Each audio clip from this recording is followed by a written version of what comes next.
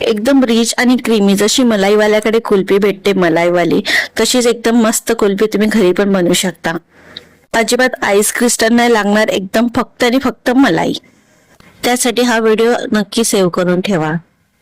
कुल्फी बनवण्यासाठी मी आधी काजू आणि बदाम गरम पाण्यामध्ये भिजत ठेवले होते.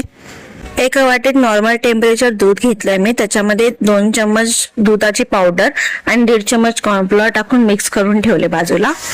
1 लिटर दूध मी याच्यामध्ये यूज केलं आहे. दूध गरम केल्यावर बॉईल झाल्यावरती मी गॅस कमी करून हे 50% मी रिड्यूस करून घेतलंय. कमी गॅसवरती 2-2 मिनिटाला याला चमच्याने ढवळत राहायचं.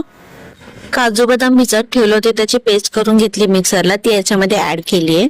काजू बदामची पेस्ट टाकल्यानंतर दुधाची पावडर आणि कॉर्नफ्लॉवरचं दूध बनवलं होतं ते याच्यामध्ये ऍड करायचं आहे आणि सर्व चांगलं कुक करून घ्यायचं आहे. दुधाला घट्टपणा आल्यानंतर याच्यामध्ये अर्धी वाटी साखर टाकली. साखर मेल्ट झाल्यावरती गॅस बंद केला आणि हे सगळं थंड होऊन दिलंय. थंड झाल्यानंतर हे मिक्सरला लावून घ्यायचंय आणि मिक्सरला लावून झाल्यानंतर ही कुल्फी सेट करायला ठेवायची. 8-9 तासासाठी फ्रीजर मध्ये हे सेट करायला ठेवलंय मी.